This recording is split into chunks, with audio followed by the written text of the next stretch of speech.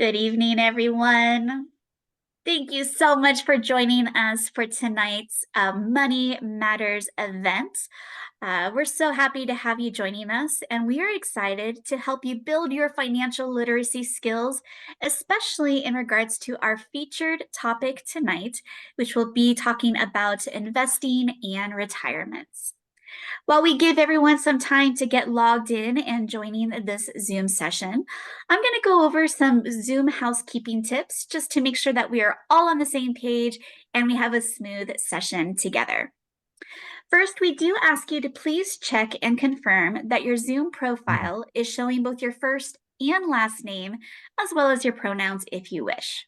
Not only does this help us get to know you a little bit better and know what you would like to be called throughout today's orientation, or throughout today's session, but this will also help us for attendance purposes. So if you're not quite sure how to check or update your Zoom profile, there's a couple different ways that you can do though. Let's go ahead and walk through those choices. One way to do so is by looking down at the bottom of your Zoom toolbar, and there will be a participants tab that you can click on. And when you do, you should see a pop-up window appear on your screen, and your name should be at the top of that list. If you see that you do need to update it so that it shows both your first and last name, then what you can do is hover your mouse or click on the three little dots that you see next to your name. And when you do, it will give you the ability to rename your Zoom profile. Another way to accomplish the same task is by looking up at the top of your screen where you're going to see all the different webcam tiles for tonight's event. And even if your webcam is not yet turned on, your tile should still be at the front of that row. And when you hover your mouse over those three dots in the top right corner, again, it will give you the ability to rename your Zoom profile as needed.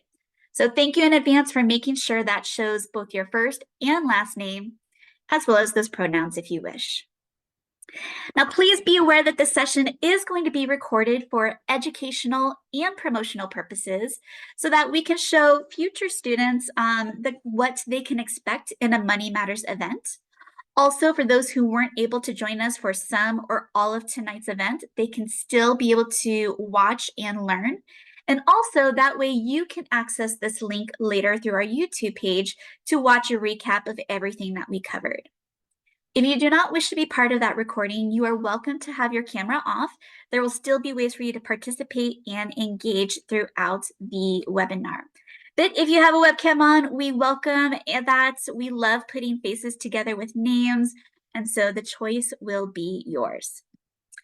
Please know that closed captions will be available throughout this presentation. If those would help you with being able to learn and follow along, you can enable those through your Zoom toolbar. When you look at that toolbar, you will either see a button that says subtitles or captions that will allow you to enable those. If not, look for the button that says more with those infamous three little dots. And when you click on that, it will give you the pop-up window that will then allow you to enable and see those subtitles and captions. Now, to make sure that we can all easily be able to hear and understand the speaker, we do ask everyone to please keep your microphone muted. And that way we can all be able to easily follow along, and we can also get a clear recording. We get it. Things happen beyond your control. Maybe the Amazon delivery you were expecting arrives earlier than they quoted, and they ring that doorbell, which then sends the dogs into pandemonium, and it's just chaos. You can't control those variables, but what you can control is that mute button. And so we thank you for that.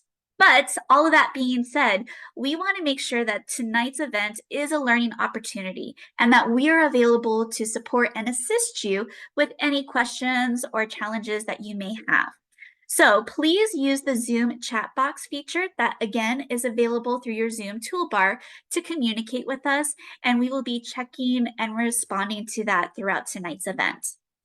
Also, due to the nature of tonight's topic of investments and retiring, we are going to be fielding questions through to an email address that we will be sharing on repeat throughout tonight's presentation in the slides as well as in the Zoom chat. So if any questions come up that you would like to ask our team, we ask you to please email those to oneazwealth@oneazcu.com. And again, that email will be shared in the slides throughout tonight, as well as in the chat. In addition to wanting this to be a fun space where you're able to build your financial literacy skills, we also want it to be a safe space. So we do ask you to please make sure to keep all conversation and comments clean, respectful, and civil. Bottom line, be kind, and we will all have a great time together. Also, heads up, at the end of tonight's event, we will be sharing a feedback survey that we ask you to complete before you leave. This will also help us track attendance and, as the name suggests, get your feedback so we can make sure that we are always improving these opportunities. But even more importantly, that is going to be how you earn and receive your certificate of completion to document that you completed this webinar. That's also going to be what gets you entered in our tuition award drawing. More information on that in a bit. But actually, while we're talking about prizes, let's go ahead and talk about what your opportunities are to win some prizes throughout tonight. First, if you follow us on our social media accounts by the end of tonight's event, you will be entered in a drawing to win a bundle of prizes from Pima Community College, the Office of Financial Aid and Scholarships, as well as the First Year Experience Program, and also our community partners from OneAZ Credit Union have kindly donated some prizes as well. So we will select 2 winners by the end of tonight's event, one for each account follow. So if you follow the First Year Experience Program by looking for the handle Pima FYE on Instagram or X, that will be one opportunity to win a prize. And also if you follow at pima.financialaid.scholarships on Instagram, that will be the second opportunity to win that prize bundle. As if that wasn't great enough, there's also going to be a chance for you to be entered in an ultimate prize drawing for a $300 tuition award that will be applicable towards next semester's tuition and fees at Pima Community College. To get yourself entered in that prize drawing, you just need to attend the entirety of both tonight's presentation as well as our next event in April. And we'll share more details with you later. But look out for those prize opportunities and good luck, everyone. Now, it takes a village and a wonderful team that I have a privilege of working with to coordinate and make these events possible. So we want to introduce you to the folks who help plan all of the details to make sure that these Money Matters events are available to you. First, I will introduce myself. My name is Renee Forsyth. My pronouns are she, her, and hers, and I am the program coordinator for Pima's First Year Experience Program.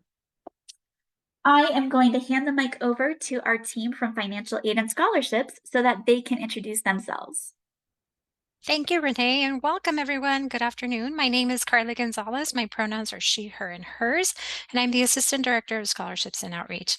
And also joining from the Financial Aid Office, I'll let my colleague Juanita introduce herself.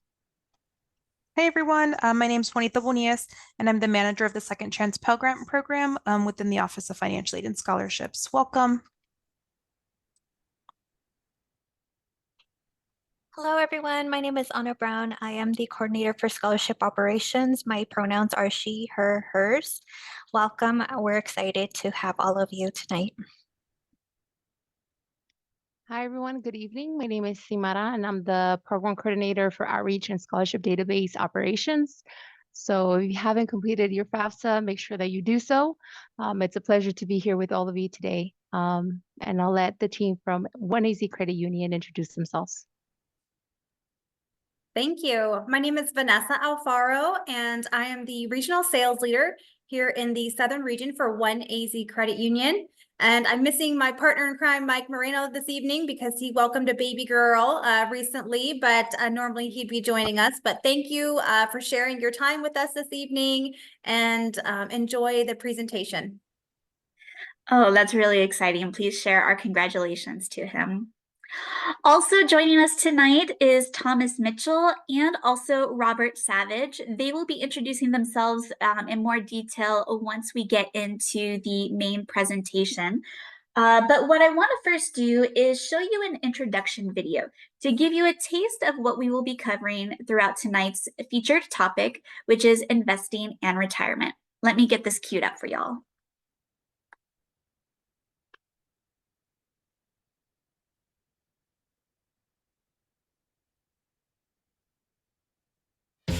Welcome to the Wonga Money Academy. This time around, we'll be talking about investing, one of the 4 pillars of financial literacy. Investing means putting your money into something that will make you a profit. The something, otherwise known as your investment, can become a second salary, or it may become more valuable as time goes by. That way, if or when you sell, you'll make more money than you originally invested. What sort of things can you invest in though? Property, retirement funds, unit trusts are some popular choices. When you invest in property, the plan is either to rent the space to tenants or to fix it up and resell it at a higher price. Investing in property is generally a good choice as the chance of your investment growing in value over time is excellent. Investing can also help you to plan for a comfortable retirement. There are different ways to do this. Some employers set up a retirement fund for their staff, who invest money in a fund while they're employed. They receive regular payments from the fund once they retire.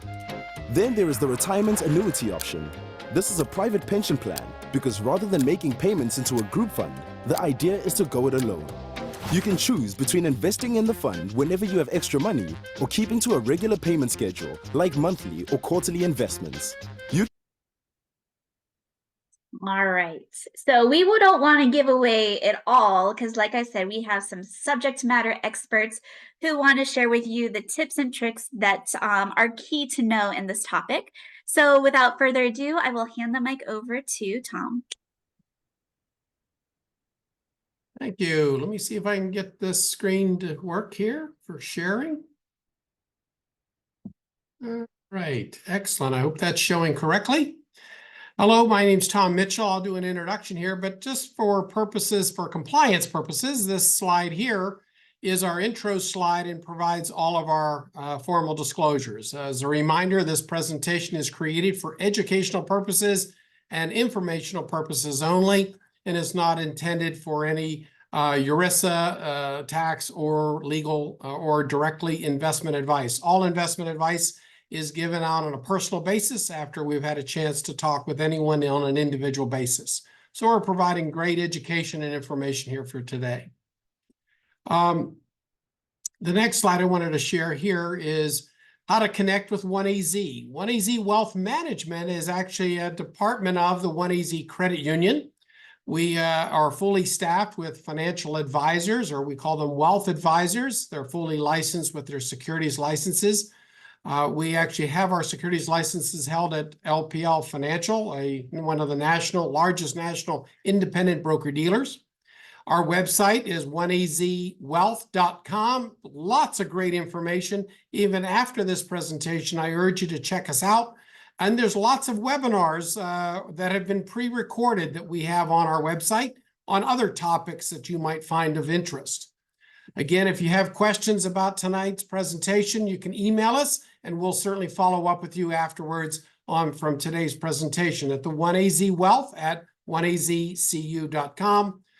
We also have an appointment calendar, and there's our phone number. You can certainly use our QR code if you'd like to check us out on our website. And lastly, we're on Facebook, we're on LinkedIn, there's also Instagram, or YouTube. I'd urge you to please connect with us there so that you can follow us and actually get even more information on an ongoing basis. So today's presentation is on how to build your own wealth plan. We've had the chance to do this presentation over the last 3 years, actually, here with Pima, and we're very excited to do that. Again, my name's Tom Mitchell. I'm the Senior Vice President of the OneAZ Wealth team located at OneAZ Credit Union. You can certainly reach out to me personally by my email here or by LinkedIn. Tonight, I have one of my members of our team, Robert Savage. He's located down in the Tucson market, and he's certainly available for any individual consultations that you may have. A little background, He has a designation called the Retirement Income Certified Professional, the RICP,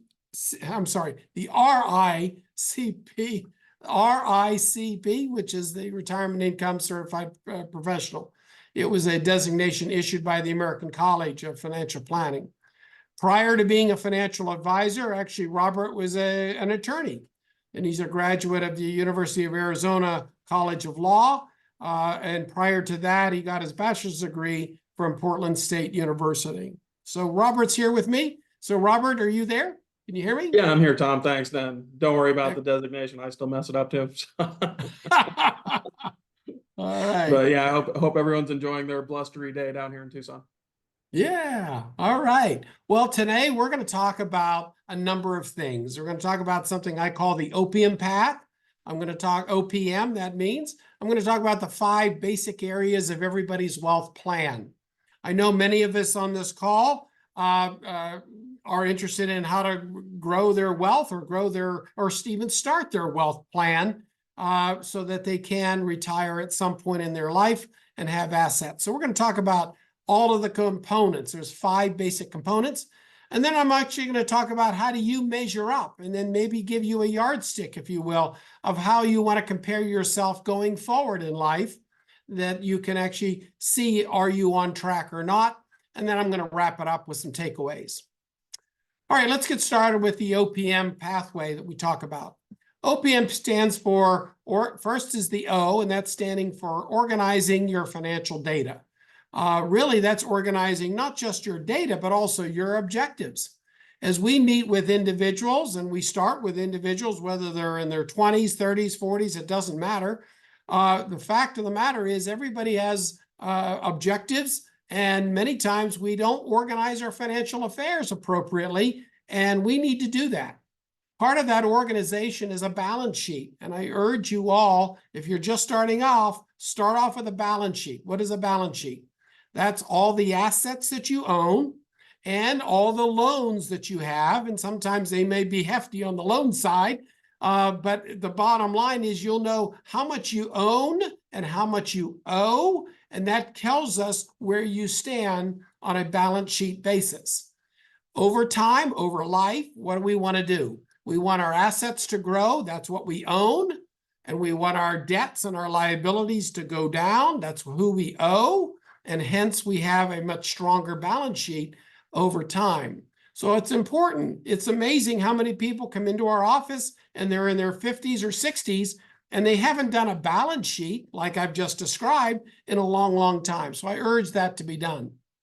Along with the organizing of that financial data, we need to know what your objectives are, because the objectives of what you want to do and what you want to achieve is critical in the planning process. That leads us to the second part of that plan, and that's the P. The P stands for planning and projecting. There's different ways, there's different pathways and different roads in order to get to where you want to go, but we want to find the best way to get there, the most efficient way that we can get there for you. So we'll do different scenarios, and you need to be thinking about scenarios of how you want to manage and grow your assets in that fashion. And then the M part. The M part is really managing and monitoring it. You need to be monitoring it. Once you got a plan in action, it's critically important to have that in motion, to make sure you're following it, tracking it, and managing it. My wife and I have been married a long time, and what we've actually done is on our birth dates. My birth month is September. My wife's birth month is in February. And guess what? One of the things we do.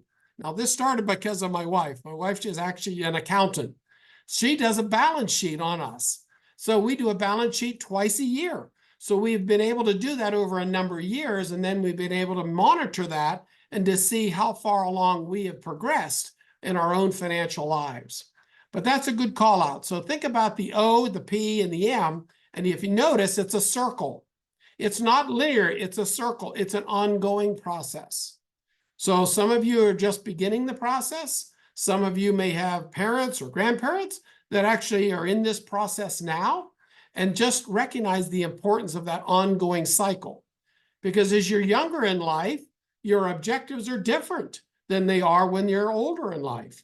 And those objectives are going to dictate what you do in your financial affairs.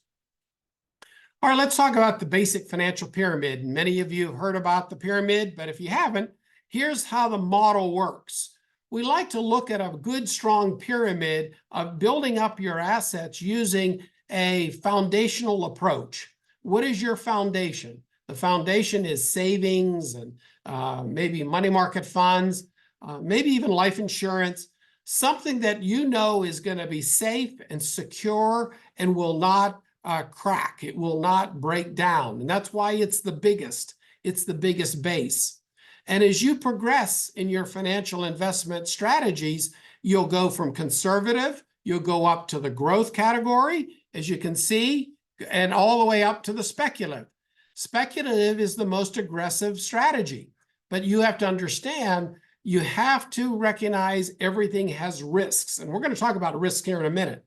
But it's important to see that as you grow up, the foundation here is critical. The next stage up is conservative. Those are maybe the blue chip stocks. We'll talk about some of that. That's some basic real estate, corporate bonds, government bonds, etc. And then we get into stocks, actual into the growth categories, stocks and mutual funds. Then you get into the speculative categories of you know, gemstones, you get into collections or collectibles, your commodities. Bitcoin, for example, I'm asked all the time about Bitcoin. Where would that fall? That's clearly in a speculative category. I don't know if you ever watch how Bitfall can go up. It can go down. It's very volatile. And that's where you don't want to put all your eggs in any one basket. And that's why you have good practice in building out that pyramid. Another thing we like to talk to people about is your pockets. Where do you have your money? If you notice, there's a small pocket. We call it the short-term pocket. That's usually 1 month to maybe 12 months.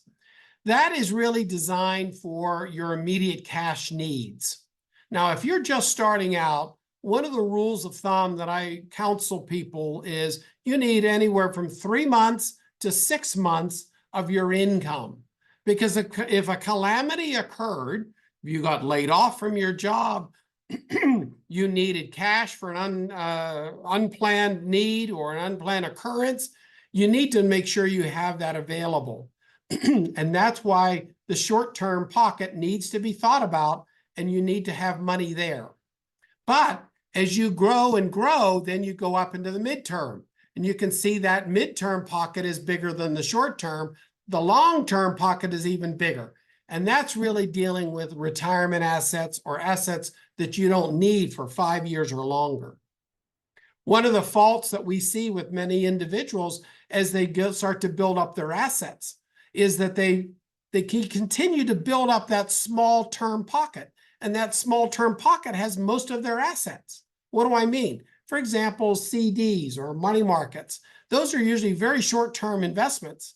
But a lot of people have a lot of their assets in those categories. Well, if you're in those short-term assets over here in this small pocket, okay, the yields and the returns on those are usually not as good as you could if you were over in this category. And that's where you want. The long term will give you the greater gains. So that's something to think about.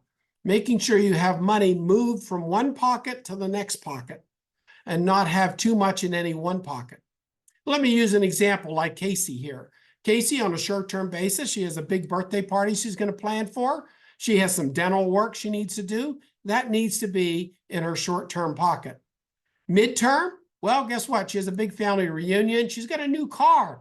Her car, she needs to replace in maybe 3 or 4 years. So she needs to be thinking about, how do I budget for that? How do I set money aside for that short-term pocket or that midterm pocket? A kitchen remodel, maybe they just bought a home and now they know they need to remodel the kitchen, so they need to be thinking about that. Then you get into the long term. Like, for example, my wife and I bought a new house. It wasn't really new, it was used, but a wonderful home. I know in about 10 years, I'm going to need to replace the roof. So it's a key call out. It's something I need to think about. Do I just blindly ignore it and wait till I need it? And then all of a sudden panic because the roof is going to cost me $22,000 in order to repair or really replace? Or do I think ahead of time and say, oh, that's $22,000. That's about $2,000 a year I can set aside for the long-term need that I'm going to use it for a new roof. Those are the kind of things to think about. Casey also had a child, Parker, that they're setting money aside for their college, as well as they had their own retirement account. So that, I just wanted you to understand, that's how the kind of like the pocket model works, is making sure you put assets and your investments are aligned correctly in the right pockets. All right, let's talk about the wealth plan now. The wealth plan has 5 basic categories, and I'm going to talk about those 5 basic categories. The first category is capital accumulation. We're going to talk about risk management. We're going to talk about retirement planning. We're going to also talk about tax planning. We're also going to talk about some legacy planning. All right, so let's start with the capital accumulation. What is capital accumulation? Well, it's really just a fancy word for investing. And people will take different strategies and they'll use different vehicles in order to grow their assets. But you need to have certain principles as you look at your strategy, you need to be thinking about. For example, how are you going to select these investment selections? How are you going to asset allocate it? Because each investment has its own risk profile. Some are very volatile and some are very low risk. There's very low risk or not much volatility at all to them. But the most important thing about capital accumulation is making sure you watch it and monitor it, and then you look at rebalancing it every so often. Let me give you an example. I show this chart, I call it the jelly bean chart, because look at all the colors, right? This, I don't know how well you can see this on your screen. If you want to have a copy of this, we'll be happy to give you a copy. So email us and we'll send it to you. What is this chart? This shows that the last 20 years, it is shown the best to the worst when it comes to different investment strategies or investment categories. And they're color-coded by color, all right? So let's take a look. I'll just throw out the brightest one that you see there is the yellow. Well, the yellow is cash. I mean, that's just having money sitting in a savings account. But look how sometimes it's the worst, that's at the very bottom, and sometimes it's at the half medium upwards, but it hasn't really gone and always in the top tier category, is it? So you don't want to have all your eggs in the cash bucket, so to speak, because you're not going to get really healthy returns. But then on another example is, let me show you the red. What's the red do? Here's what the red does. Look at how volatile the red has been. I don't know if you can see my highlighting here. I'm kind of trying to show you the zigzag of how zigzaggy the red can be, right? But the zigzagginess is volatility. So one year it can be very good and very strong, but then there are years that you'll lose money in those categories. It's that volatility and the zig and the zag of it. Good example is, take a look in 2022, the worst performing category was large cap growth stocks. You can see there they lost, what is it, 29%. I can't see it. My eyes are not that good at looking at the little screen, but negative 29%. But guess what? In 2023, it was the best performing asset class. It actually generated 42%. So going from the worst to the highest clearly shows you there's volatility in investing. Now, the thing that I want to call out is take a look at the gray box, the dark gray box. Now just follow along with my pointer here, and you can see with the gray box, what is it doing? It's pretty much staying flat. It's very low volatility. And what is that? That's the gray box is a diversified basket. It's having a diversified portfolio that has a little bit of all of these in it, and then it will blend it out. So if you look at the last column, what does it say? Over the last 20 years, it generated nearly 7% on an average ongoing basis. So a diversified portfolio over an average of 20 years, you're looking at about 7%. If you had it all in international stocks or investments, you're looking at 5, almost 6%. If you had it in cash, you'd basically only earn about 1% or 2%. Commodities was the worst, but on the best over the last 20 years on an average basis was large cap growth. But that just kind of gives you a sampling of how, when you construct, and that's what our advisors do, you need to construct your portfolio around what volatility comfort zone you will have, because that's critically important, is how comfortable will you be with risk. So let's talk about risk. There's different kinds of risks. You know, here's a question. I want my principal protected. Well, that's clearly an indicator somebody wants something very conservative.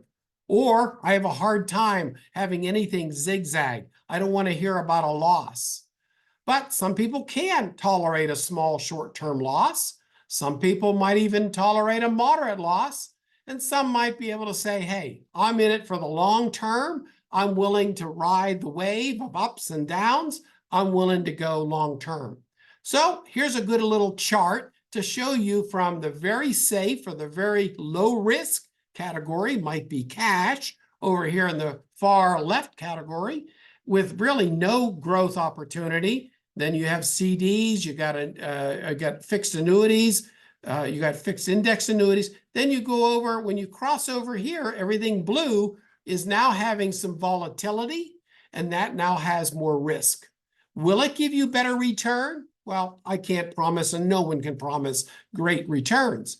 But what we can do is show you past performance can be an indicator, and it can show you how volatile things can be. So one of the less volatile items are bonds.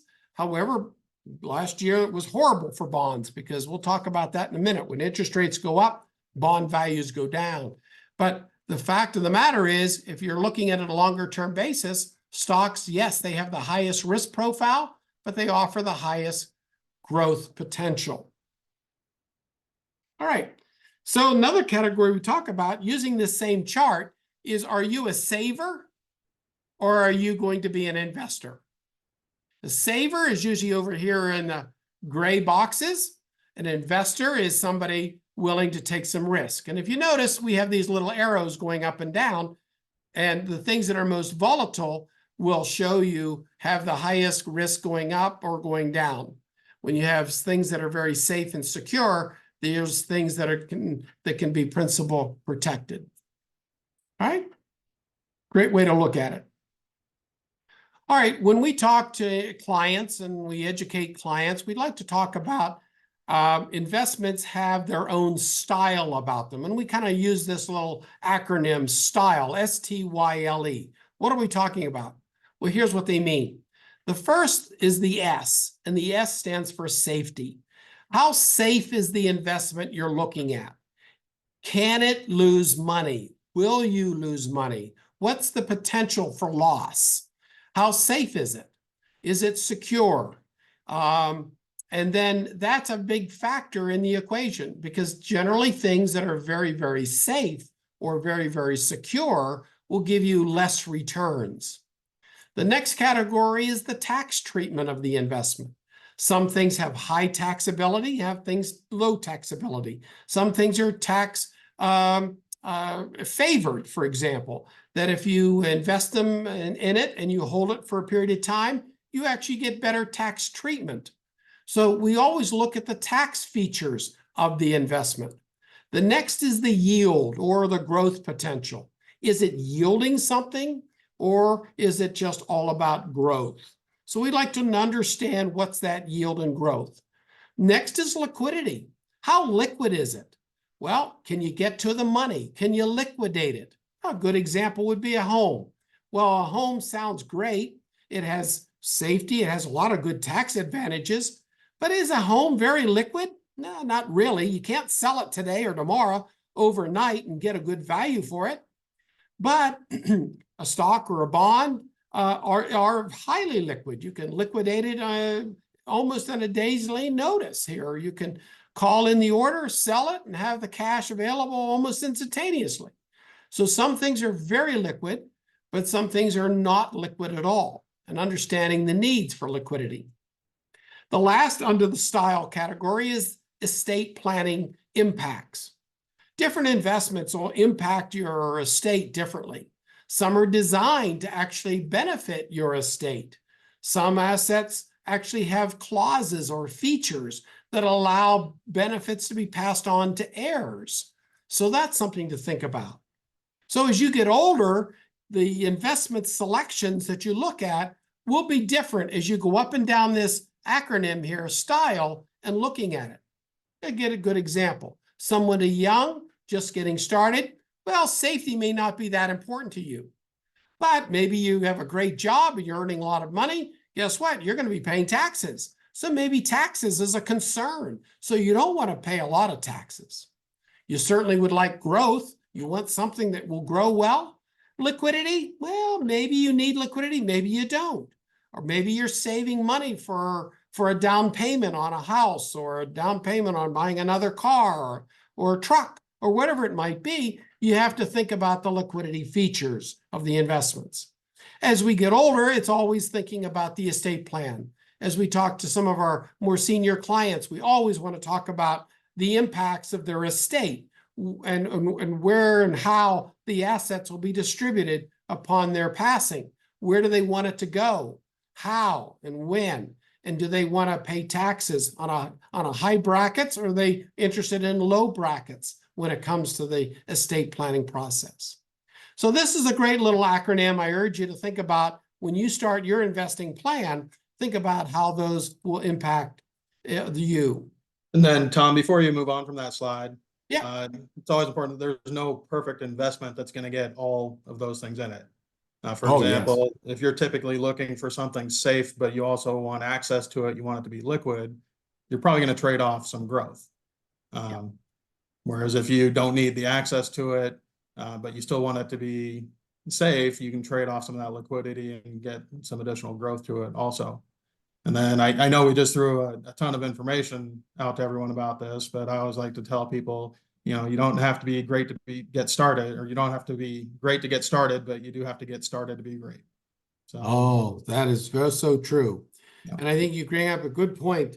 There is no perfect investment. There's just lots of them out there with all these different features and characteristics, and you need to be thinking about how do they match up to your personal desires. I know people that I've counseled in their 20s and 30s, and they just will not stomach any risk. They are not they just will not stomach any possible loss. Well, then they're not going to have a lot of strong gains either. They're going to be on a very slow curve of growth versus something that could potentially give them higher volatility, but better returns on the long-term basis. But those are the things you talk to a good advisor about, something you need to be thinking about. It's important to recognize your time horizons. We didn't talk about it here on this slide, but time horizons are critical. How long do you have? And we'll talk about length of investing here later in the presentation, but that'll be a critical call out. All right, next category. After we talk about capital accumulation, that's all the fun stuff of growing assets. Now we talk about the risk side of it. And I talk about the 4 worst things that can happen to people, right? Now you think about it for a moment before I start revealing them. What are the 4 worst things that can happen to somebody? And you need, as an individual, you need to be thinking about these risks. And do you have a plan in place that will cover you if in fact one of these 4 things happened to you or to a family member or to your parents or grandparents? Think about the 4 worst things that can happen. The one is disability. Clearly, disability is I almost call it a living death, because you're around to see the consequences around what you've done and what you haven't done.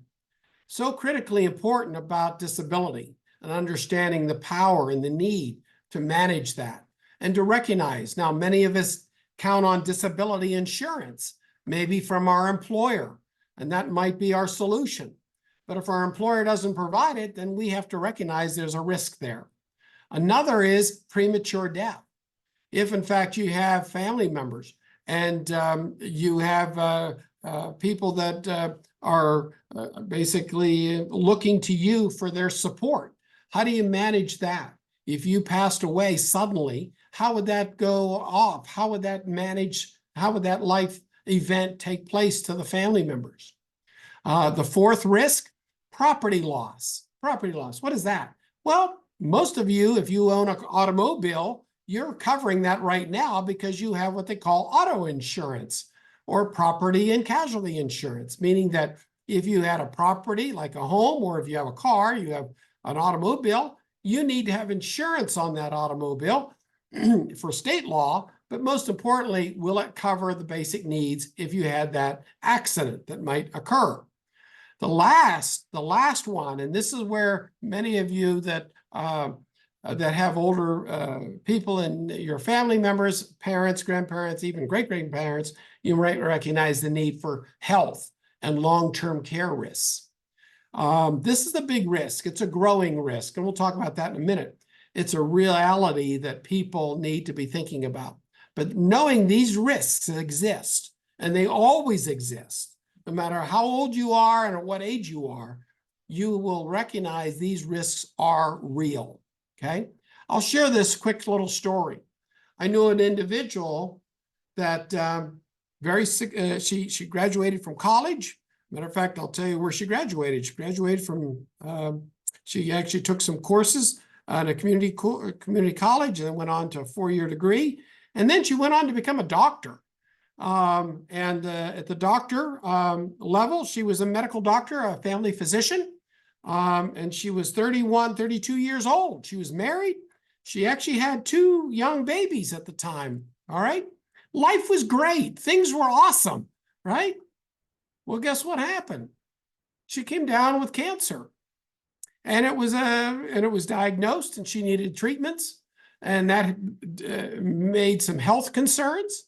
But fortunately, when she was just beginning her career, right out of college, she did some responsible things. She bought some life insurance, and she bought some disability insurance, and she started thinking about the risks that if something happened to her, that how would her family, or how would she be able to live a life, or how the family would be able to carry on without her.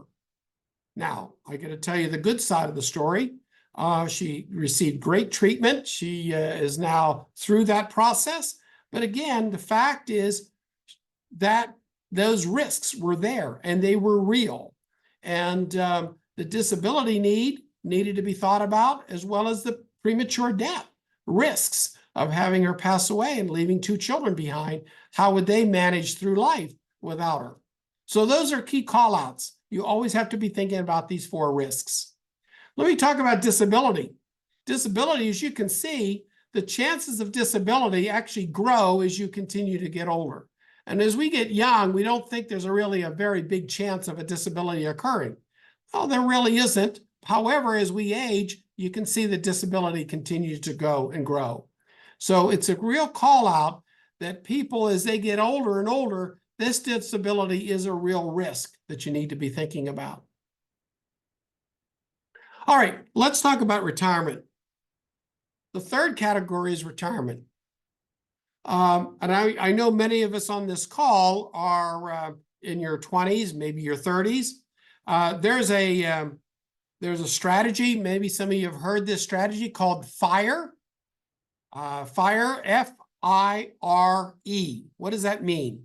That means I want financial independence, and I want to retire early. So many of you may believe in that. The younger generations are calling that out. They want a FIRE plan. I want financial independence, and I want to retire early. Well, that's good, and that's important, and that's part of all of a wealth plan. But in order to have that happen, you need to be thinking about things. For example, retirement income strategies, managing pensions, managing Social Security options, your healthcare expenses. When you finally get into those retirement stages, you need to be thinking about how's your healthcare costs going to be managed. And then we all have all these different investment options like 401k plans, maybe a 457 or 403b, or clearly we all have IRAs, individual retirement accounts. Those are available. You need to be taking advantage of those. You know, I don't have this in the slide deck, but there's a wonderful slide I like to share, is that 20, 30 years ago, the foundation was most people had Social Security as their base and along with their pension. So they had a pension and Social Security making up about 2/3 of their entire retirement income. And then the very tip of the top of the pyramid would be some of their own investments. Well, that's been flip-flopped. There are fewer and fewer pensions out there. Matter of fact, you notice I really didn't highlight that as a very major category anymore. So pensions are very, very small. So what is the biggest category? It's been turned on its head. It's your own investing. It's your own investing that's going to make a difference. So you need to be setting aside your own assets with company-supported, maybe match programs that are going to grow your assets so that you can have assets later in life. But it's so important to be thinking about that in that regard. Now, part of retirement planning, you need to be thinking about also inflation, and you need to be thinking about interest rates. And I rolled up this slide. I like it a lot because it factors in two things.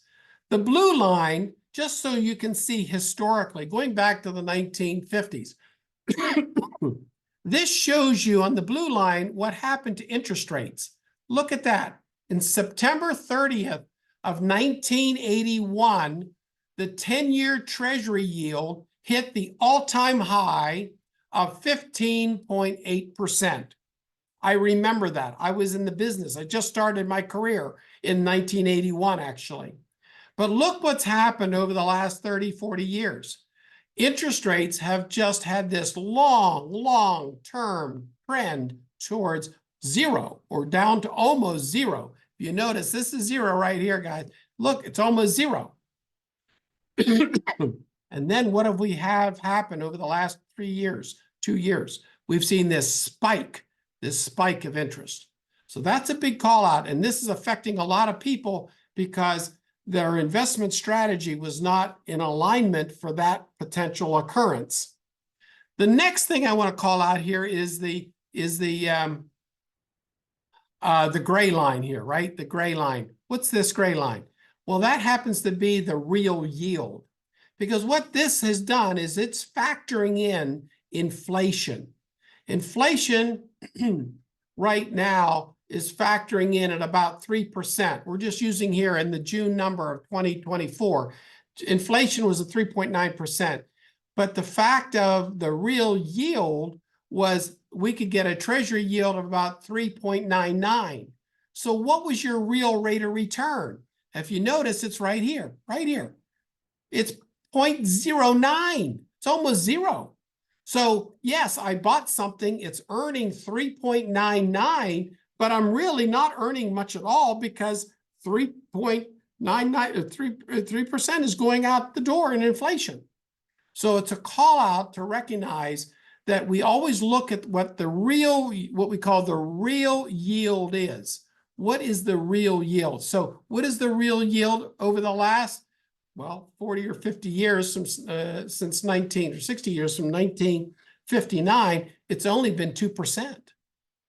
That's that little gap that you've actually had in earnings. So inflation is the kind of a silent killer or a silent plague, if you will, against our investments and our strategy. And I like to share this chart because some of the older clients can relate to it, and some of you can as well as you think back. This going back, let's suppose you had a $100,000 CD and it was earning back in 1964, okay? You'd earn actually 4%, 4.3%. You would actually earn about $4,300 off of that CD on a 6-month basis. Well, what could $4,300 buy you in 1964? Well, it would buy you almost two Mustangs. Wow, think about that. And then we fast forward it. Here's 20 years later in 1984. Yeah, that CD's earning a little higher rate. It's earning 8%. Well, guess what? You could only buy maybe one Mustang and 100 gallons or 100 full tanks of gas. So the fact of the matter is inflation started to eat up because that Mustang went from $2,300 to $7,000.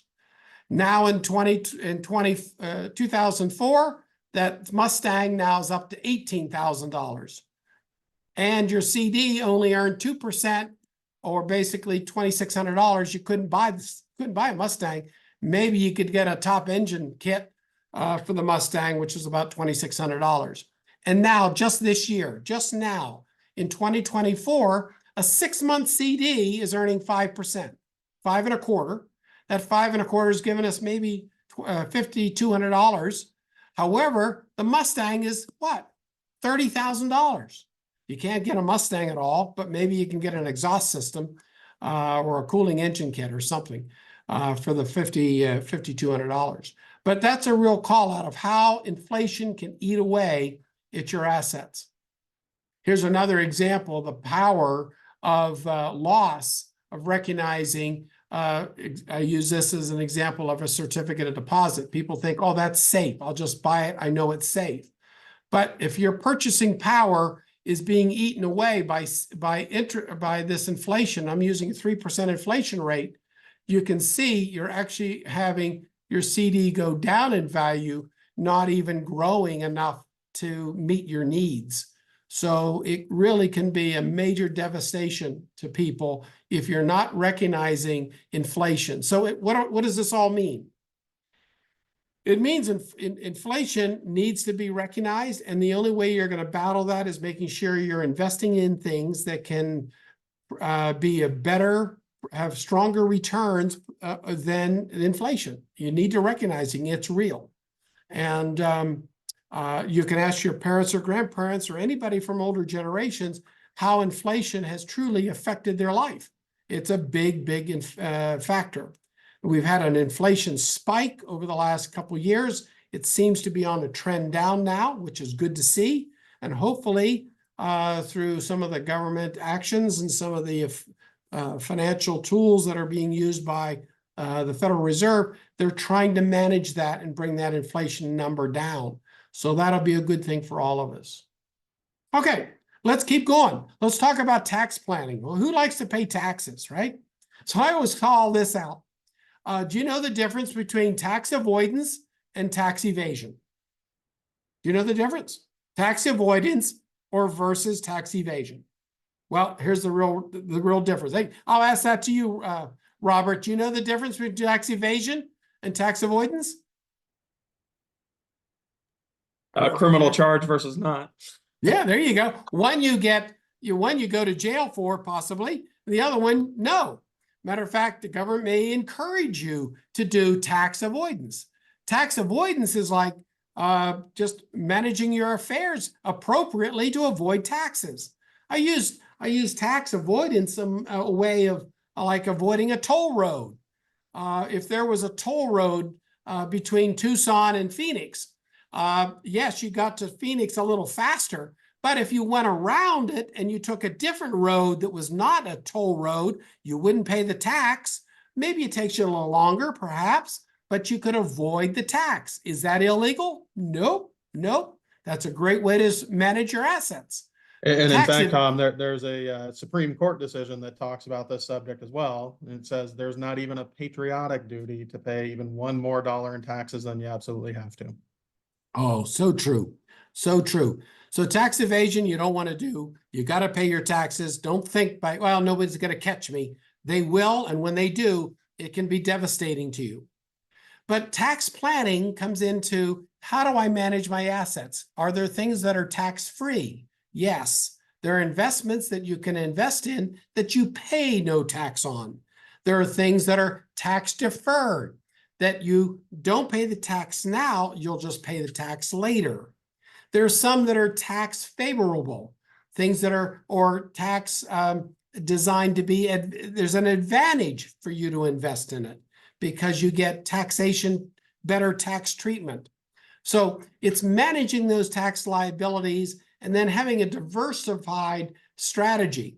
Like I have assets, and I recommend this for the clients, is they have some that are deferred, some that are tax-free, and some that are taxable. And what we do is we manage life and we must shuffle it around so that we can actually get the best overall growth, but not pay excess taxes when we don't need to. But tax planning is important. I found this chart and I like to share it because people always say, oh, taxes are too high. Are they? Oh, I'll tell you, fair not. Taxes actually are quite low. Look at where we've been since the 1990s. Actually quite low. We've been in the 40% range, 30% range. This is the highest tax rates right now. But if you really want to know tax rates, we go back to this, we go back to the 50s and 60s. The highest marginal tax rate back then was 90%. How many of you would have liked to work and you knew for every dollar you made when you were in the highest tax bracket that you had to give 90% of it, or 90 cents of the dollar you earned went to the government and you actually enjoyed 10 cents? Right? That was backwards. But literally what has happened is tax rates have come down over the number of years and they've remained low. Now, the question is, where will they go now? Will they go up, stay the same? I don't think they're going down. I can assure you, I don't think tax rates are going to ever go down where they are today. Now, that's a guess. It's not to have any long-term planning around that. But it's important to think about of how do you manage taxes on an ongoing basis. But you can see, if you go back, taxes are real, and you need to be thinking about those. All right, the last of the 5 categories. So what are you talking about? Capital accumulation, risk management, retirement planning. We talked about taxes a little bit here. Now let's talk about that last one. That's called the legacy planning. Legacy planning, what is that?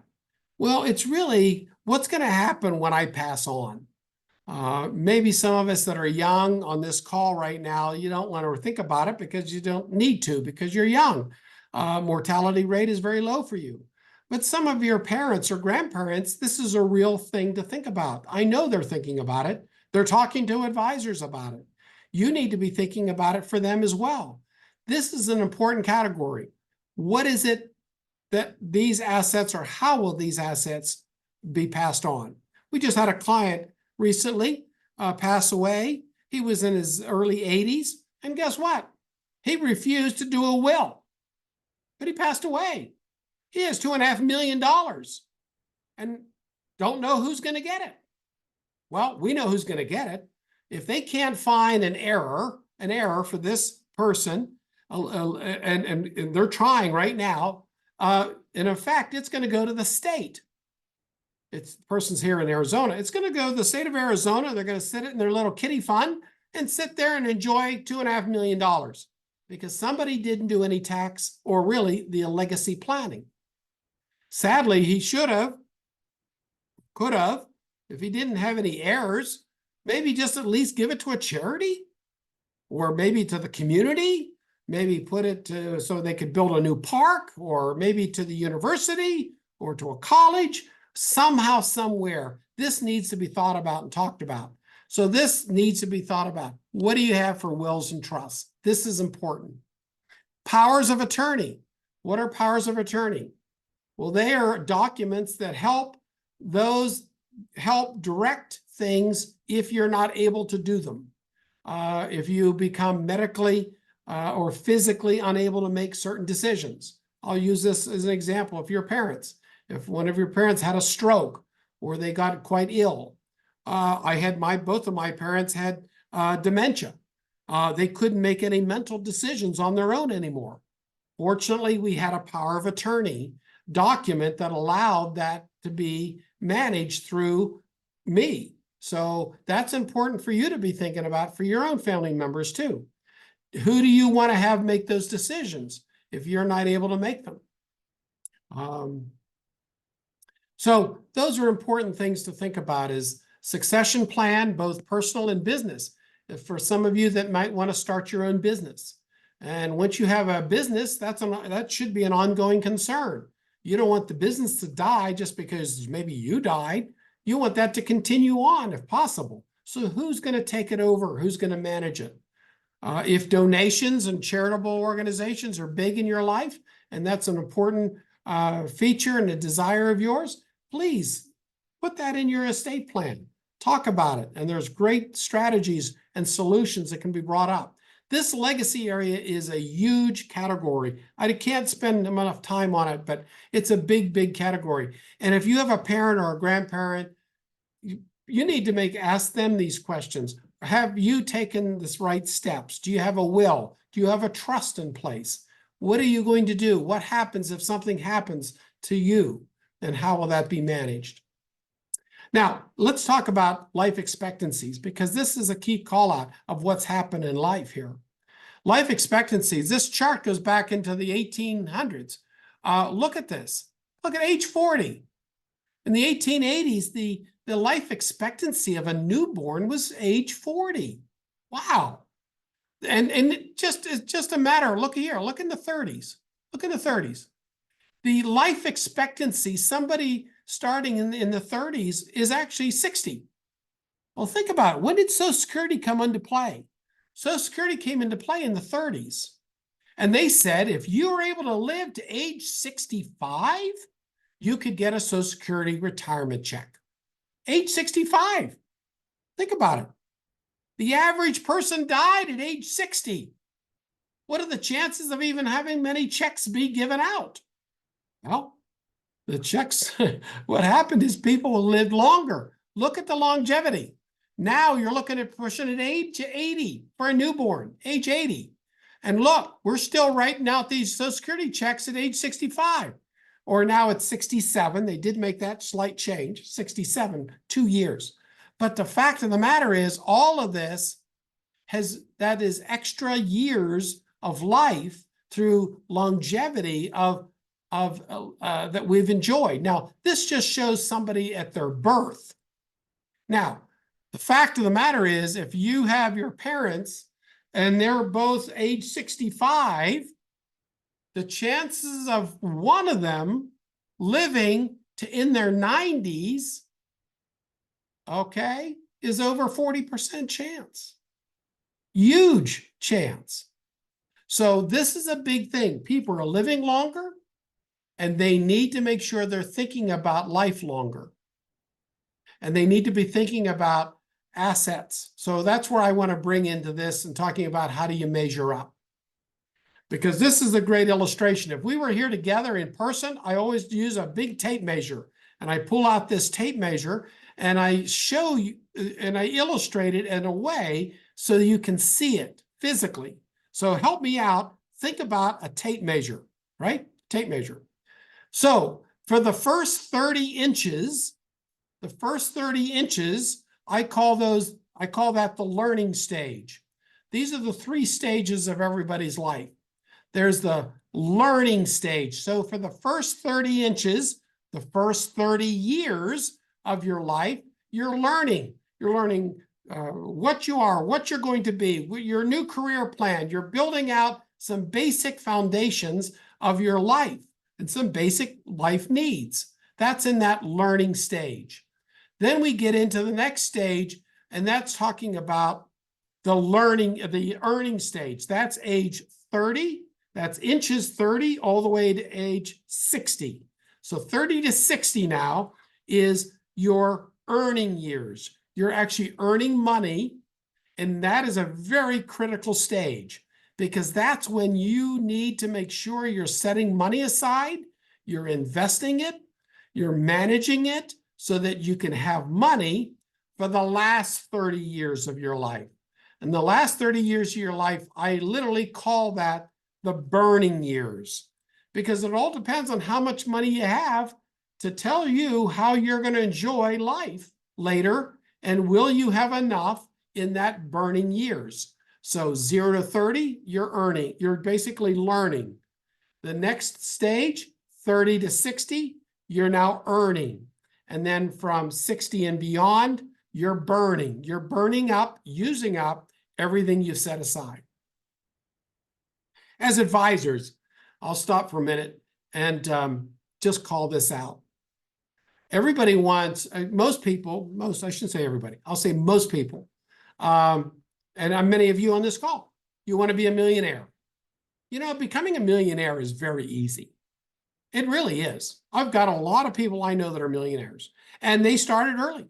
The fact of the matter is, the hard part of becoming a millionaire is just the follow through. It's the discipline and the commitment to do what you need to do to make it happen. But it's a very simple process. Everybody on this call can be a millionaire, but are you willing to carry out the practice and the principles to make it happen? That's important to think about. And as you think about that tape measure, and when I have that tape measure out in front of you, I have a pair of scissors, and I usually start cutting off those inches. And that's something I show to people, and it's a visual for them to see that, wow, if they're 48 years old and they come into my office and they say, I want to retire at age 60, great. And I take out my scissors and snip the 48, snip the age 60, and then I hold up in front of them basically 12 inches of the tape measure and say, that's what you have left, 12 inches. And if you delay and you don't do something this year and get started, I get the scissors and I cut another inch off. Now they're down to only 11 inches. So the fact of the matter is, as you wait and later in life, the inches get smaller and making it much more difficult for you to achieve the goals long term. But boy, for those that are on this call, if you're in your 20s, golly, if you're in your 30s, golly, I'm going to tell you, you have something that few people have, and that's time. The time is powerful. You need to be able to take advantage of that. And the power of time will help you and will let you grow assets far better. It's time in the market, right, Robert? Time in the market, not trying to time the market. It's recognizing assets. Everybody looks at Warren Buffett, one of the greatest investors of all time. Well, Warren Buffett's also in his mid-90s. Wow, he started when he was a teenager. He bought stocks when he was a teenager. And he made the commitment to continue to buy and invest. And as he's grown his assets over time, he's made a committed principle to invest and invest and invest. That's why he's multi-billion dollars, has grown to where it is today by having time and a commitment to the discipline. Now, one of the tools the government has given us is called a 401k plan. And some of you may work for a company now and you have access to a 401k plan. They're wonderful. It's a wonderful strategy to set money aside. Sometimes you might want to set aside pre-tax, or you can set it aside after tax in a way that it's like a Roth. But the most important thing is setting it aside. I kind of like using the analogy of going to the painless dentist. Who likes to go into the dentist, right? Nobody. Well, I don't want to make offense to anybody on the call that might be a dentist. But the fact of the matter is, literally, it's important to recognize most people don't want to go there because of the pain. Well, imagine having every paycheck a little tiny tug, and next thing you know, at the end of the year, the tooth is pulled. It's gone, and you didn't feel it. But what happened is you were able to have that goal achieved by one little tug, one little deposit, each and every paycheck. And over time, you continue to go and grow. Here's a great principle. I urge this as you're young and you're getting started. If you're starting, you say, well, I can't put much away. Well, start with 2-3%. 2-3%. Come on, you can do it. I know you can. And then every time you get a pay raise, if they're going to give you a 4% pay raise, 3%, I don't care, give it a 4%. Take half of it, just half, 2% of the 4, put it away in 401k, and then enjoy the 2%. So you didn't get a 4% take-home increase, you got a 2% take-home increase. But what the important thing is, you got a 2% going to your 401k, and it's growing and growing and compounding. That is the big wealth grower that you need to be thinking about. So take advantage of those. Now, to help you understand how you want to grow, I have this chart I like to share. And this shares with you how far along you are in the progress. So if you're 30, when you turn 30, your 401k, your savings for retirement should be about what you're making. So if you got a job making 50, 60,000 a year, by the time you turn 30, you should have $50, $60,000 in retirement assets.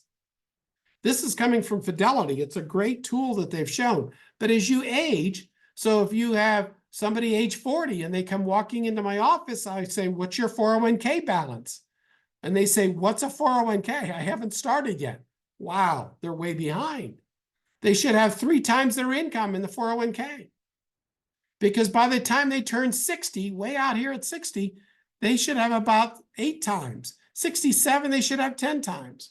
So the rule of thumb is you should have a pot of money equal to at least 10 times your income when you retire.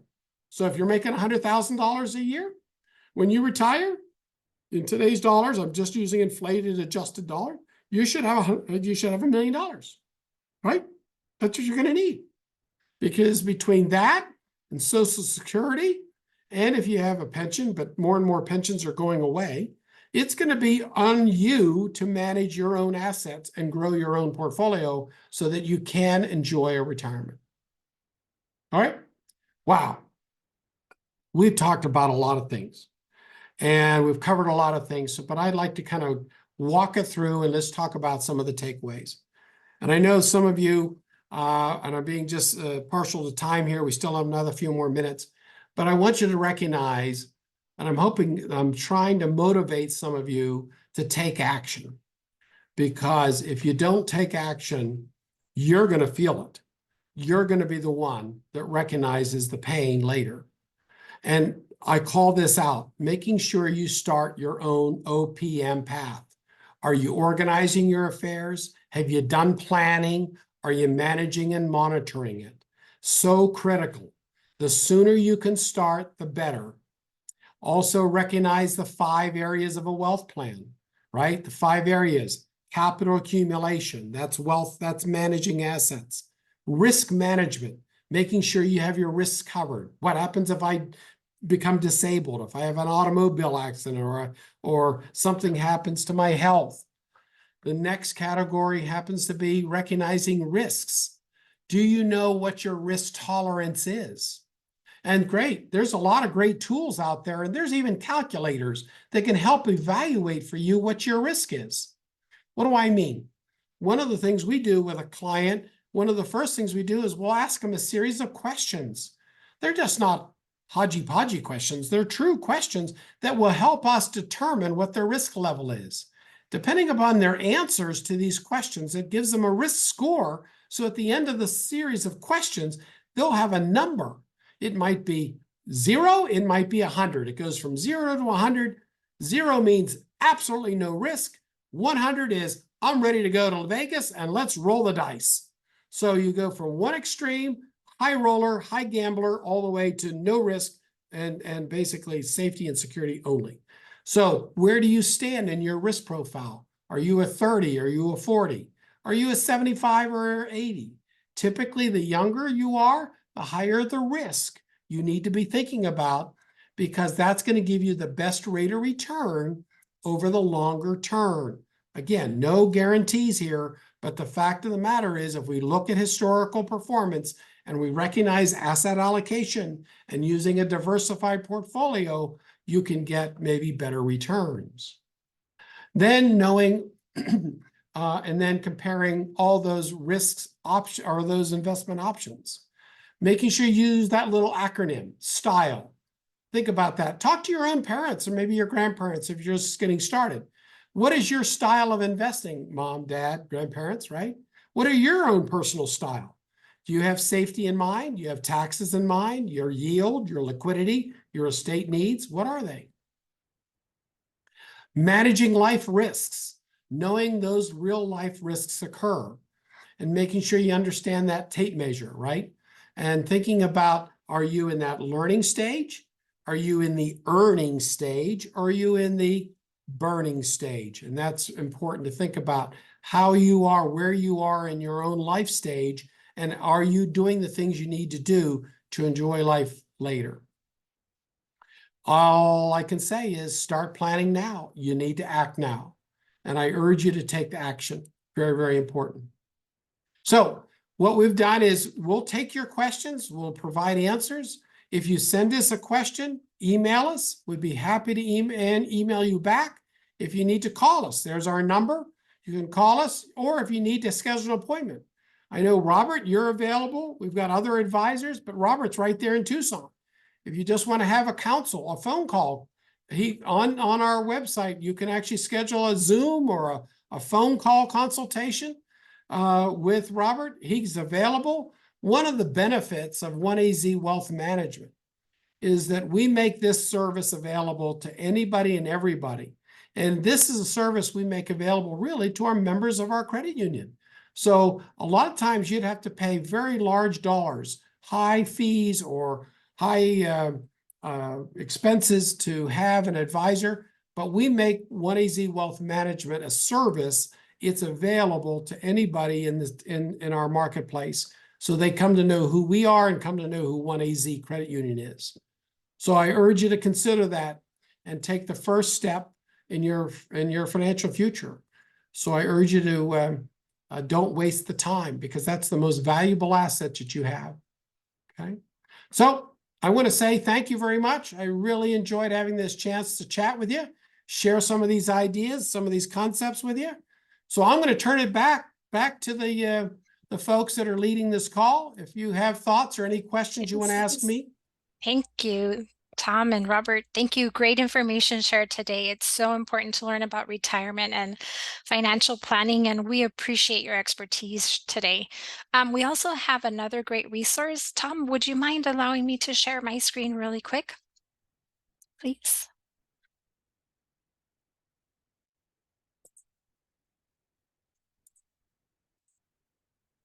Awesome. Thank you so much. Yeah. Quick, I'll share my screen here. We have another great resource that we wanted to share with you all. Sorry about that. So this handout provides direct links to some of the resources that we shared today during our session. And so hopefully that is helpful for you. In addition, we have some additional fun activities and videos that you might want to check out as well on the handout. And we also like to provide our social media handles so that you can follow us and get great resources and additional information. So the link will be shared in the chat with you all as well. And speaking of social media followers, guess what is next? The winners. So drum roll. First, though, I'd like to thank everyone who followed us on our social media accounts today for Pima's first year experience programs and the Office of Financial Aid and Scholarships. And those who did were entered into a drawing, and the following people are our winners. So drum roll, congratulations to the FYE winner. And her name is Justine. Justine, are you still here? Congratulations. Sorry, 1 second here. Yay, yes, claps. Sorry. Y'all know when you're sharing your screen, it's a little bit different. And for OFUS, sorry, I actually got the names confused. So for our first year experience, our winner is Christina Wells. And for financial aid and scholarships, it's Justine Kaiser. So I apologize for the confusion there, but you are both our winners today. Congratulations. What you see on the screen is what you will be getting as a prize bundle. So we thank you for joining us today. You each won so what you see on the screen. So we will be sending your prize packages soon to the mailing address provided in your Pima student profile. Please allow a few weeks for us to get these packaged and delivered to you in the mail. So if you have not received your prize by this time next month, please follow up with us so we can troubleshoot and track down your prize. And we also encourage you to visit OneAZ's credit union site for great opportunities. We will also share the link in the chat. And Vanessa, did you want to share anything about OneAZ? Yes, I do.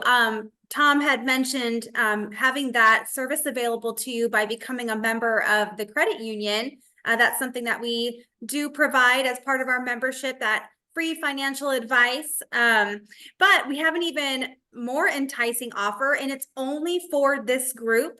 So for giving us your time today and sharing that time with us, if you are interested in becoming a member, you have the chance to earn a $100 bonus.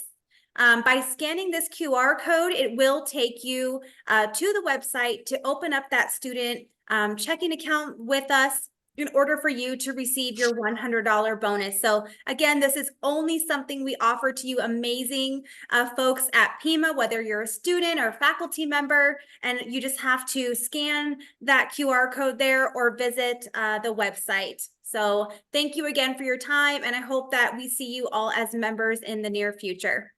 Thank you, Vanessa, for sharing that opportunity for our students. So we greatly encourage you. And again, thank you everyone for attending the first Money Matters session of this semester. We hope that you found great value in the information shared today and that you enjoyed the session.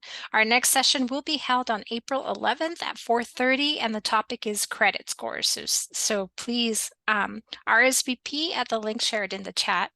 And as a reminder, when you attend all 2 Spring Money Matters sessions, you will be entered into a drawing for a $300 award to be applied to tuition at PCC for either the summer or upcoming fall semesters. So please take a moment to complete the survey to let us know how we did. Your feedback is greatly appreciated. Also, completing the survey earns you a certificate of completion, which will be emailed to you in the next few weeks. And a huge thanks to our partners from OneAZ, Credit Union, PCC First Year Experience, and the Office of Financial Aid and Scholarships. So friends, our time together has come to an end this evening, but if you would like to follow up and contact us, our information is shared here on the screen for you. And it also includes some links to our OneAZ Credit Union partners. So have a wonderful evening, everyone, and thank you for your participation. See you in April.